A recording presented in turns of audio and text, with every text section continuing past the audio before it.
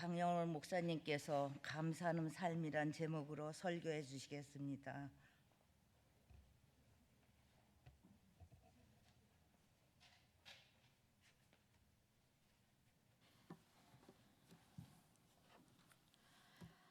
오늘 헌신하시는 사라 여선교회에 하나님의 평강과 사랑이 늘 함께 하시기를 바랍니다. 아울러 이 오후 예배에 나오신 모든 분들에게도 여일하신 하나님의 평강과 은혜가 가득하시길 바랍니다. 여러분 점심 드셨어요? 네. 네. 세계적인 작가 오스카 와일드라고 하는 사람이 있습니다. 이 사람이 쓴 우화적인 단편 소설이 하나 있는데 그 이야기 한 편으로 오늘 말씀을 시작합니다. 예수께서 과거에 은혜를 입혀준 몇몇 사람들을 그 후에 다시 만나셨습니다. 우리 성경을 읽을 때, 신약을 이렇게 읽어갈 때 그런 의문 한 번쯤 다 해보셨잖아요. 예수님이 고쳐줬던 그 많은 환자들, 그 많은 사람들 그 이후에 어떻게 살았을까? 그잖아요. 어떻게 살았는지 그 과정과 결과가 나오는 사람들은 많이 없어요. 근데 이제 오스카 와일드가 거기에 착안해서 지금 이 단편 소설을 썼던 것 같습니다. 자, 처음에 예수님은 한 주정꾼을 만납니다. 그는 젊은 나이에도 불구하고 거의 폐인이 되어 있었습니다. 예수께서 그를 안타까운 마음으로 보면서 이렇게 물으십니다. 여보시오 젊은이, 왜 이런 생활을 하고 있어? 그랬더니 주정꾼이 이렇게 대답합니다. 내가 절름발이었을 때 당신이 나를 일으켜서 걷게 했습니다. 근데 말이요, 내가 걸어 다닌들 무얼 먹고 살란 말이요? 그동안 직업을 구해보았으나 만족한 직업 하나도 얻지 못했소. 그 다음 예수는 한 여자가 남자들 사이에서 희롱당하는 모습을 보게 됩니다. 예수는 그 여자에게 다가가 묻습니다. 여인이여, 어째서 이런 생활로 어떻게 돌아갔소? 여자는 이렇게 말합니다. 당신이 나를 참혹한 생활 속에서, 참혹한 삶 속에서 건져내 새 사람을 만들어 준 것 같았으나 그 삶에서 발을 씻은들 무엇이 행복하단 말이요. 나는 그 생활에서 나온 이후 더욱 고독해졌고 그래서 나는 다시 이 생활을 시작했소. 자, 다시 예수는 한 불량자가 정신없이 막 사람들과 싸우는 것을 보았습니다.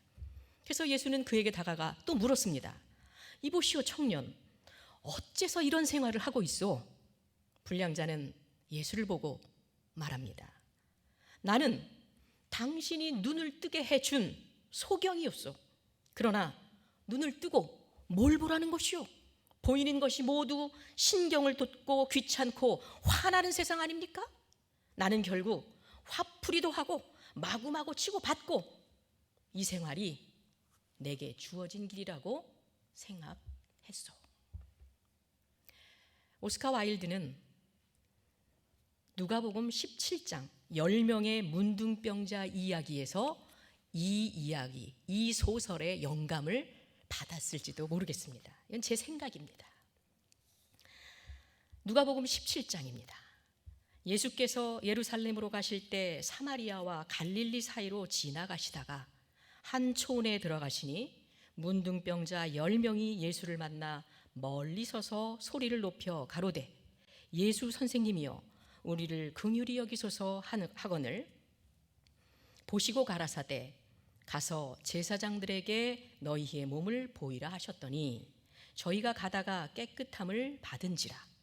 그 중에 하나가 자기의 나은 것을 보고 큰 소리로 하나님께 영광을 돌리며 돌아와 예수의 발 아래 엎드려 살해하니 저는 사마리아인이라.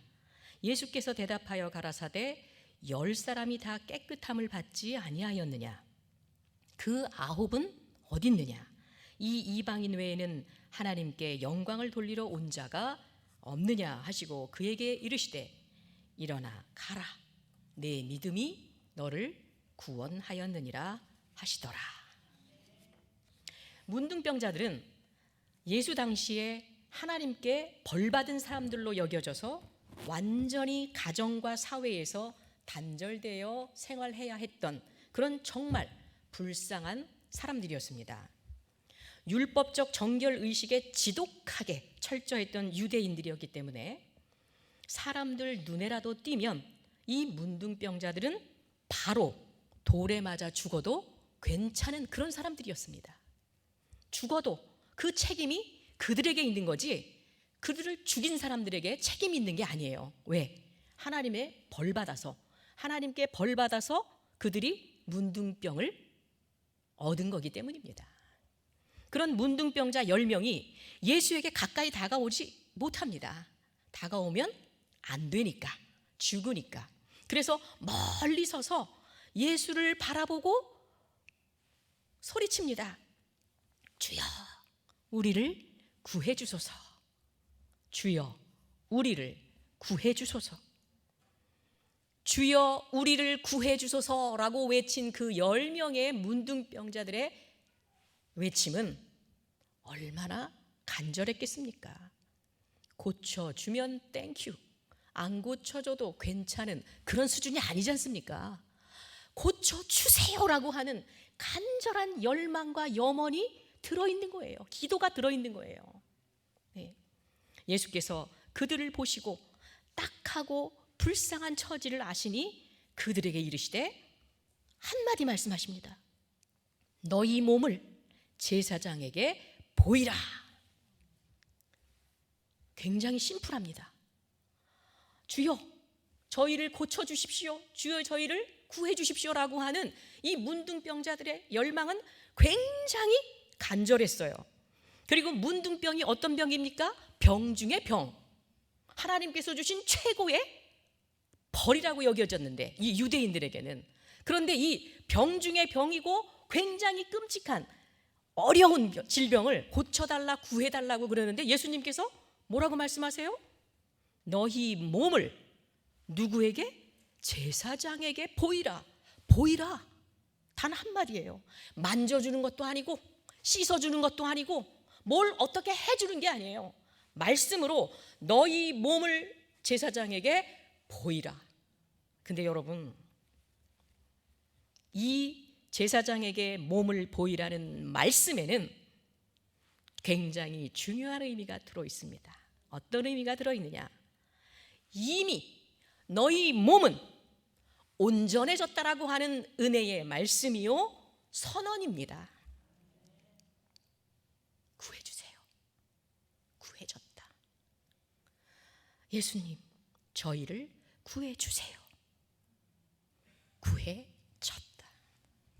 그 말씀이에요. 자, 이 말씀을 듣고 다시 10명의 문둥병자들은 예수의 말씀에 순종해서 마을로 내려갑니다. 문둥병자들이 마을로 내려가서 제사장에게 몸을 보이라는 예수의 말씀에 순종했다는 것은 예수에 대한 믿음이 죽음을 불사하는 믿음이라는 겁니다. 아직 병이 낫지 않았어요. 예수께서는 선언하고 선포하셨고 은혜의 말씀을 주셨어요. 내 몸을 제사장에게 보이라. 낫다고 하는 뜻이에요. 이게 만일에 아직 병이 낫지 않은 상황에서 혹여 제사장에게 가는 길에 사람이라도 만났다면 또는 운이 좋아서 어찌어찌 사람들의 눈에 띄지 않고 제사장에게 갔더라도 아직 병이 낫지 않은 상태였잖아요. 내 몸을 제사장에게 가서 보이라라고 말씀하셨지 내 몸이 다 나았다라고 얘기하시는 거 아니에요. 아직까지 그들은 문둥병자예요. 그러니 그들이 문둥병자인 상태에서 지금 마을로 내려가요. 내려가는 상태에서 누구라도 만난다면 용하게 아무에게도 눈이 띄지 않고 제사장에게 갔더라도 안 났다면 그는 그 자리에서 반드시 죽을 것이기 때문입니다. 그러니 10명의 문둥병자의 예수에 대한 믿음, 내 몸을 제사장에게 보이라를 했을 때 순종하고 마을로 내려가는 단순한 행위잖아요. 순종하고 마을로 내려가는 그 단순한 행위에는 예수에 대한 생명을 건 믿음이 있었다는 거죠. 네. 그들은 그렇게 죽음을 불사하며 마을로 내려갑니다. 그렇게 제사장에게 가는 길에 이 10명의 문둥병자들은 자신의 몸이 나은 것을, 깨끗해진 것을 보게 되었습니다. 자, 그런데 9명의 환자들과 1명의 환자의 행동이 극과 극을 이루게 됩니다. 문둥병으로부터 고침을 받은 10명의 문둥병자 중에 단 1명만이 자기가 나은 것을 보고 곧바로 큰 소리로 하나님께 영광을 돌리며 돌아와 예수의 발 아래 엎드려 살해했습니다. 이 살해했다는 것은 뭘 드렸다는 게 아니에요. 감사했다는 겁니다. 하나님께 영광을 돌리고 주여 감사합니다 라고 살해했습니다. 그는 어떤 사람이었습니까? 유대인들이 상종하지 않았던 이방인 중에 이방인 사마리아 사람이었어요. 그때 예수께서 말씀하십니다. 10사람이 다 깨끗함을 받지 아니하였느냐? 그 9은 어디 있느냐? 이 이방인 외에는 하나님께 영광을 돌리러 돌아온 자가 없느냐 하시고 그에게 이르시되 일어나 가라. 내 믿음이 너를 구원하였느니라 하시더라. 아멘. 문둥병에서 고침받은 9명은 예수에 대한 감사를 잊고 하나님께 영광을 돌리는 것을 잊어버리고 자신을 버리고 핍박하고 소외시킨 사회와 가정 속으로 먼저 돌아갔습니다. 삶의 문제에서 해방되니 믿음은 수단으로 전락되고 해방시켜 주신 예수님은 까맣게 잊었습니다. 그러나 그 1명 이방인 사마리아 문둥병 환자는 정말 절실한 온전한 순전한 믿음을 가지고 있던 사람이었습니다. 예수 시대도 그리고 요즘 우리가 사는 시대도 인간의 상황은 크게 다르지 않나 봅니다. 우리나라에서 평균적으로 119 구급대가 한 해 동안 출동하는 횟수가 29만 번 이상이라고 합니다. 29만 번 정도를 출동해서 21만 명 이상을 긴급한 시간에 위급한 환자를 병원 응급실로 후송한다고 합니다. 그런데 죽을 수도 있는 위험한 환경에서 이 119 구급대의 도움을 받고 건강을 회복해서 퇴원한 사람 중에 다시 자기를 살려준 그 119 구급대를 방문해서 참 고맙습니다. 당신 덕분에 제가 위급한 상황에서 살 수 있었습니다 하면서 감사를 표했던 사람들은 결코 많지 않다고 합니다. 통계적으로 100명 중에 2-3명 밖에 안 된다고 합니다. 이런 모습을 보면 우리가 얼마나 감사에 인색한 존재인가를 알 수 있습니다. 어떤 이들은 우리가 사는 이 시대를 감사를 잃어버린 분노의 시대라고 말하기도 합니다. 우리가 사는 이 시대는 내가 소유하지 못했던 것, 내가 내 손에 갖지 못한 것, 내가 누리지 못한 것, 그것에 분노하고 나와 정체성이 다른 것, 그 사람에게 분노하고 나와 생각과 이념이 다르면 그 사람에게 분노하고 그리고 내가 당하는 불편과 부당성에 큰 원망과 불평을 하고 더 나아가 타자와 사회를 향해 크게 분노하는 그런 시대라는 겁니다. 분노의 사회에서 여러분 가장 찾기 어려운 덕목이 무엇일까요? 바로 감사하는 삶입니다. 탈무드에는 세상에서 가장 행복한 사람은 감사하는 사람이다 라는 말이 있습니다. 이 탈무드의 말에 비춰보면 이 시대 우리가 살고 있는 대한민국은 결코 행복한 시대가 아닙니다. 미시간 대학교 심리학과 교수인 크리스 피터슨과 펜실바니아 대학의 마틴 세리그먼 교수 이 두 사람이 사람을 행복하게 하는 삶의 요소가 분명히 있을 텐데 우리 그게 뭔지 한번 학문적으로 연구를 해보자. 사람을 행복하게 하는 중요한 요소가 뭔지 학문적으로 연구해보자. 그래서 그 주제를 공동 연구를 했습니다. 그 주제를 가지고. 근데 이 연구를 통해서 이 두 교수는 행복의 3가지 요소를 발견했습니다. 바로 희망, 사랑, 감사하는 태도. 네. 그들은 이 3가지 중에 감사하는 태도를 가진 사람이 좀 더 희망과 사랑을 가진 사람들보다 좀 더 행복한 인생을 사는 경향이 매우 뚜렷하다. 그리고 이 세상에서 누구든지 행복하기를 원한다면 먼저 감사하는 태도를 가져야 한다라고 말했습니다. 탈무드의 말이 학자들의 연구를 통해서 학문적으로 입증된 겁니다.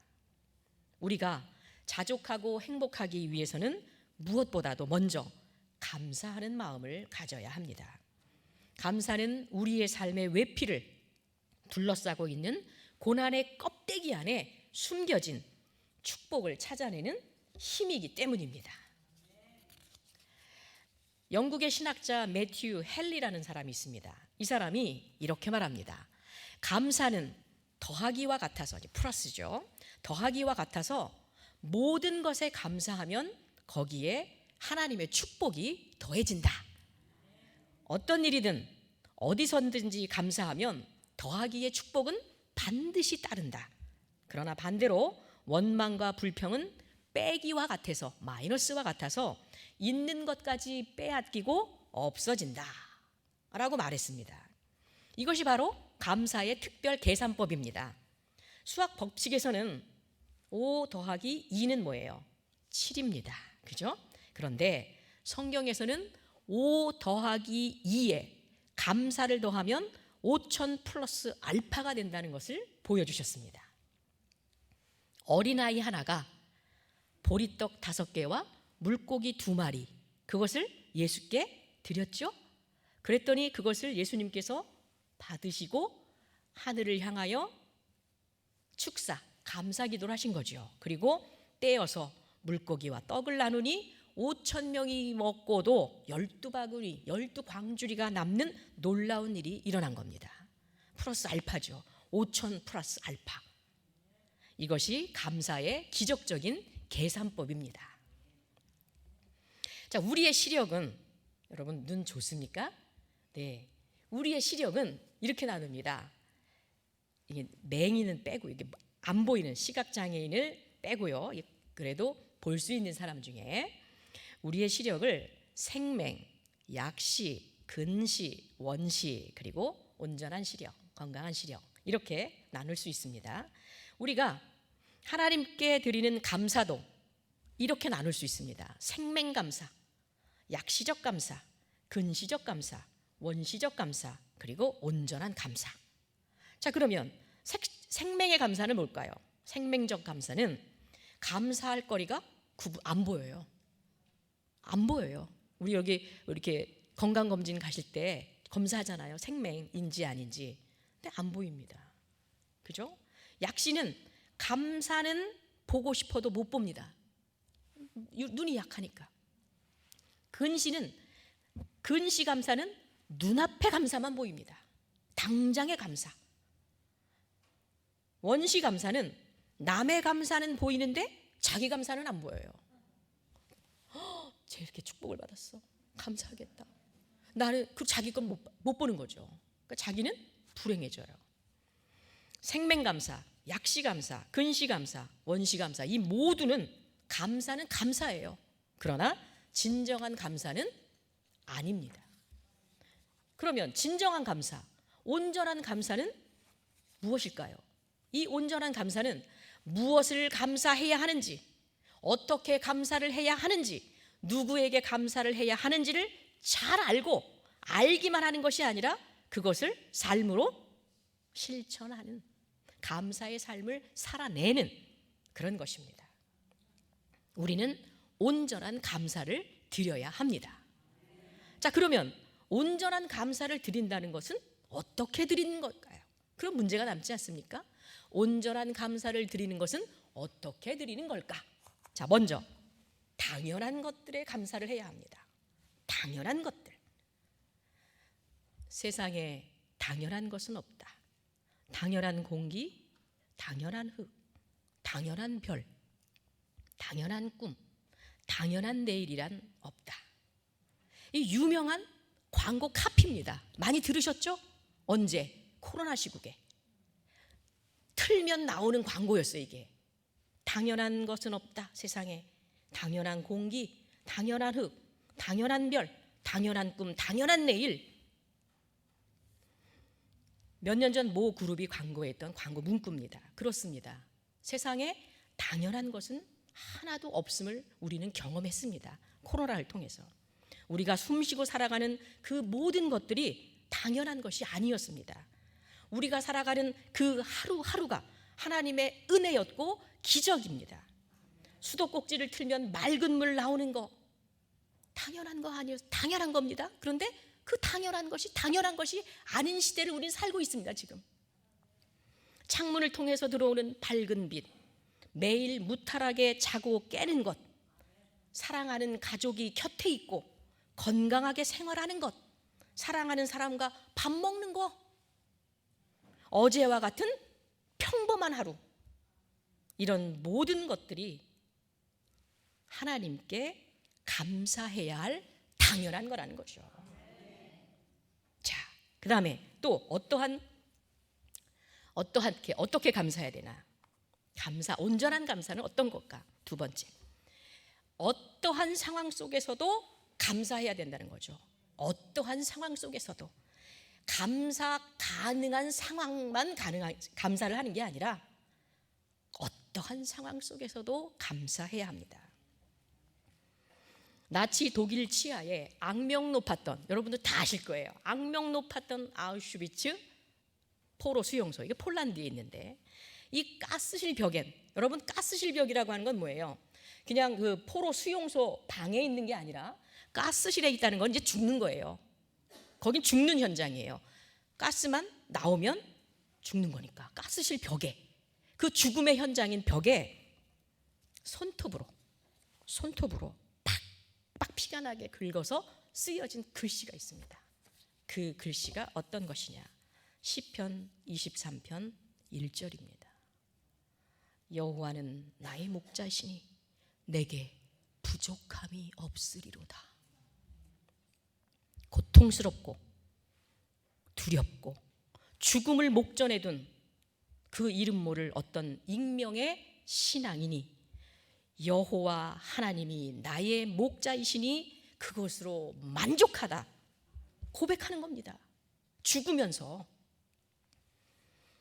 죽음조차도 만족하다니 어떻게 그럴 수 있을까요?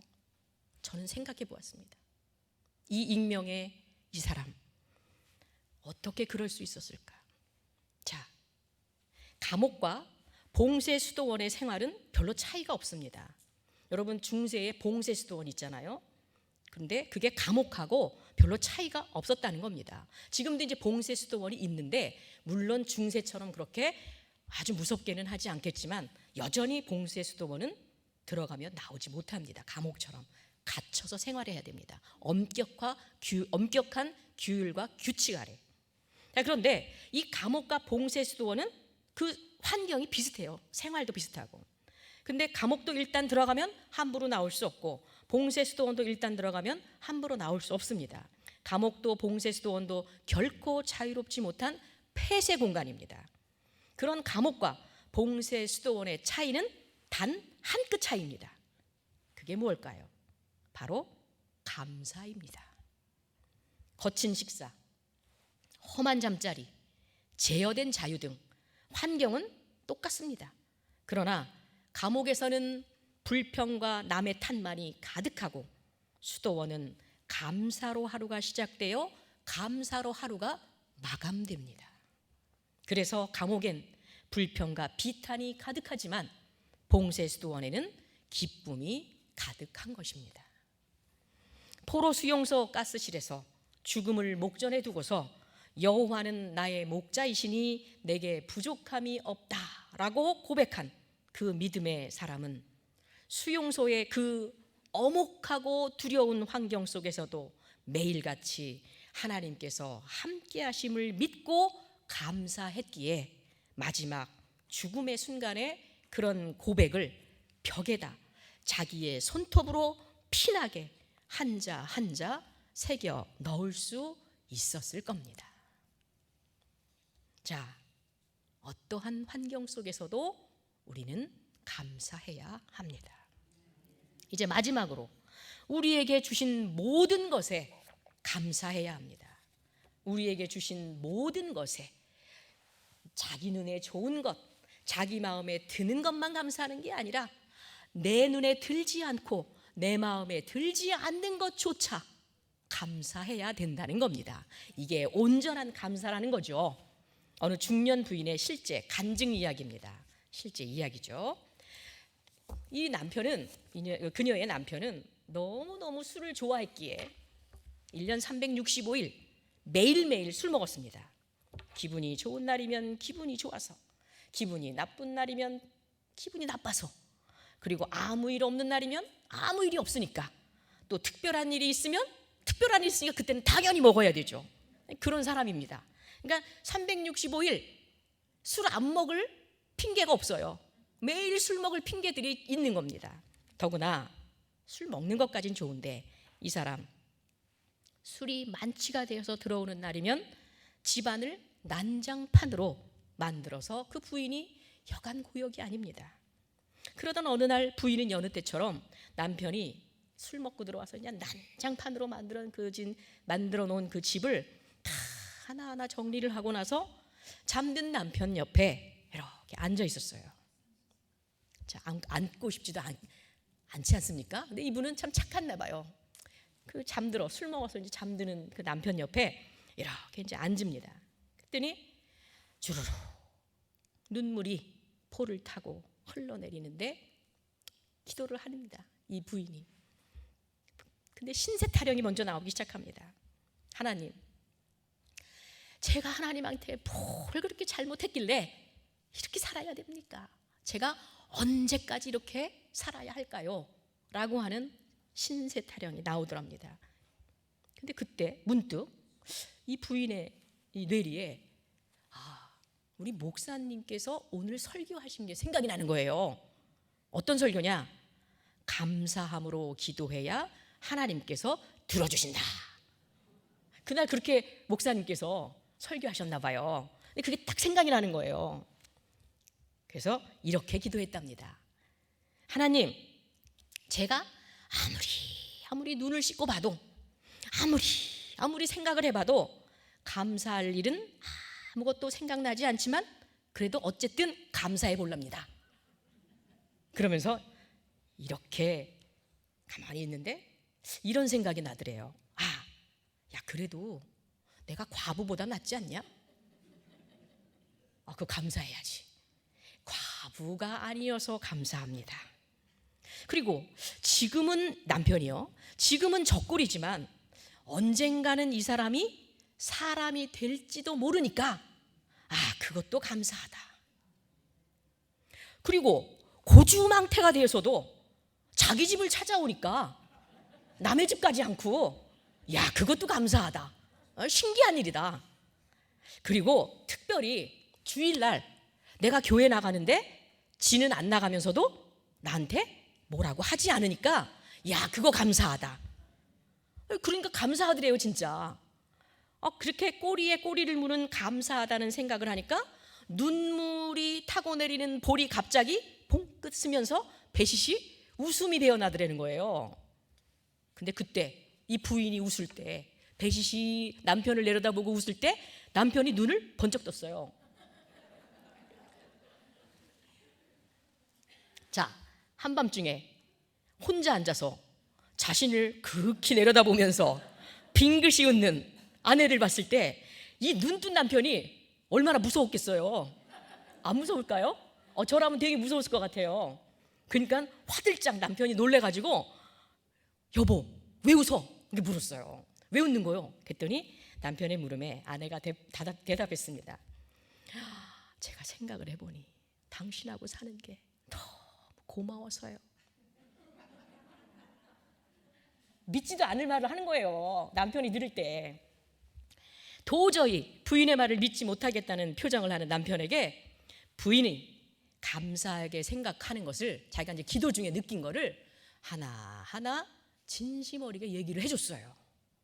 그랬더니 그 말을 다 듣던 남편이 부인을 보며 이렇게 말을 하더랍니다. 여보, 나도 예수 믿어줄게. 나도 예수 믿어줄게. 아멘, 할렐루야. 그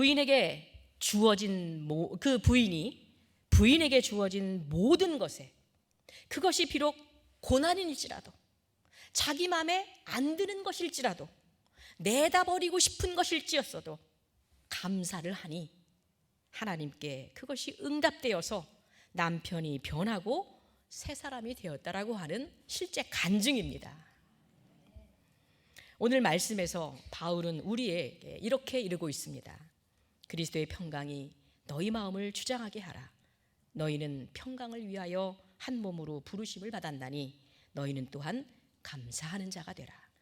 그리스도의 말씀이 너희 속에 풍성히 거하여 모든 지혜로 피차 가르치며 권면하고 시와 찬송과 신령한 노래를 부르며 감사하는 마음으로 하나님을 찬양하고, 또 무엇을 하든지 말에나 일에나 다 주 예수의 이름으로 하고 그를 힘입어 하나님 아버지께 감사하라. 저는 이 말씀을 핵심적으로 이렇게 요약합니다. 감사하는 자가 되고 감사하는 마음으로 하나님을 찬양하고 하나님 아버지께 감사하라. 바울의 이 권면은 감사하라고 하는 강력한 권면입니다. 어떤 상황에서든지 무엇에든지 항상 감사하라는 겁니다. 바울의 이러한 강력한 권면을 늘 우리 마음에 새기고 우리는 당연한 것들에 감사하고 어떤 순간에도 감사하고 우리에게 주신 모든 것에 감사하는 그런 삶을 살아야 합니다. 감사하며 사는 삶은 우리를 향하신 하나님의 뜻을 이루는 일입니다. 바울이 이야기했습니다. 범사에 감사하라. 이는 우리를 향하신 하나님의 뜻이니라. 사랑하는 여러분, 하나님께 감사하십시오. 감사는 여러분의 삶에 온갖 지우고 싶은 아프고 슬프고 추한 얼룩을 아름다운 무늬로 바꾸어 여러분의 삶을 축복이 되게 할 것입니다. 감사하는 삶을 통해 우리를 향하신 하나님의 뜻을 이루는 저와 여러분이 되시기를 주님의 이름으로 축원합니다. 기도하시겠습니다. 사랑의 하나님, 여기 모인 저희 모두가 하나님께 진정으로 감사하는 삶을 살아가는 참된 믿음의 사람들이 될 수 있도록 도와 주시옵소서. 우리가 사는 환경, 우리가 사는 시대, 참으로 감사할 거리가 없다고 많은 사람들은 말합니다. 오히려 분노할 거리만 있다고 사람들은 정의합니다. 그러나 그럴수록 저희는 하나님 앞에 참된 진정한 감사를 드리는 저희가 될 수 있도록 도와 주시옵소서. 감사를 통하여 우리가 변하고 이웃이 변하고 세상이 변화되는 역사를 경험할 수 있도록 도와 주시옵소서. 감사드리며 예수님의 이름으로 기도합니다. 아멘.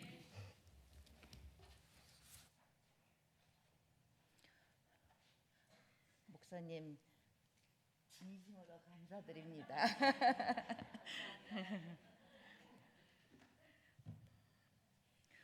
헌금 시간입니다. 다 같이 393장을 부르시겠습니다.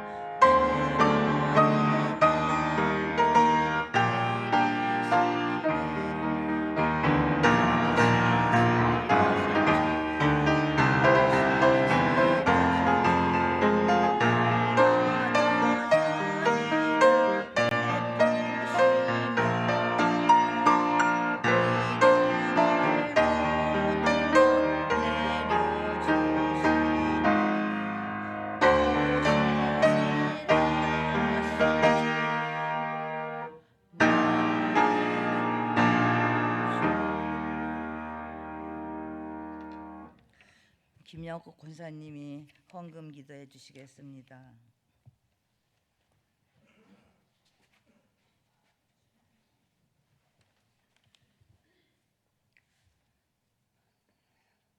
은혜의 하나님, 저희들 오늘 주님 앞에 예배드림을 감사드리옵나이다. 오늘은 사라여 선교 헌신 예배로 회원님들이 모여서 주님께 예배드리오니 모두가 감사하는 오늘 되게 도와주시옵시고 그 가정들도 감사가 넘치는 가정들 되게 도와주시옵소서. 주님의 은혜가 늘 충만하게 하소서. 이 시간 또한 작은 물질 주님 앞에 헌신하여 드립니다. 마음으로 작은 물질 드리는 손길마다 축복하여 없소서. 우리 담임 목사님 미국에서 남은 일정 은혜와 성령이 함께 하시고 건강하게 귀국하게 하소서. 모든 말씀 우리 주 예수 그리스도 말씀 받들어 기도드리옵나이다.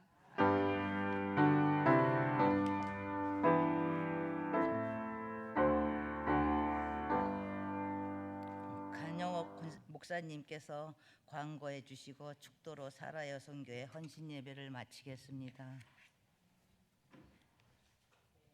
온 교인들이 간구하는 바 그리고 기도하는 바 우리 담임 목사님이신 강성률 목사님께서 미주 순회 일정이 모두 순조롭게 잘 맞춰지고 6월 1일 안전하게 잘 귀국하시기를 기도합니다. 네, 끝까지 여러분들도 함께 기도해 주시고요. 또 저희 교회가 더욱 주님 안에서 성장 발전하는 교회가 되길 또한 소망합니다. 네, 기도하시겠습니다. 지금은 우리 주 예수 그리스도의 은혜와 하나님의 크신 사랑과 성령의 교제 교통하시는 은사가 이제 진정한 감사를 주님께 드리는 삶을 살기로 다짐하고 돌아가는 우리 사랑하는 종로교회 모든 교우들과 그리고 이 교회와 하나님이 지으신 아름다운 피조세계와 그 위에 지금부터 영원까지 함께 하시기를 간절히 축원하옵나이다. 아멘.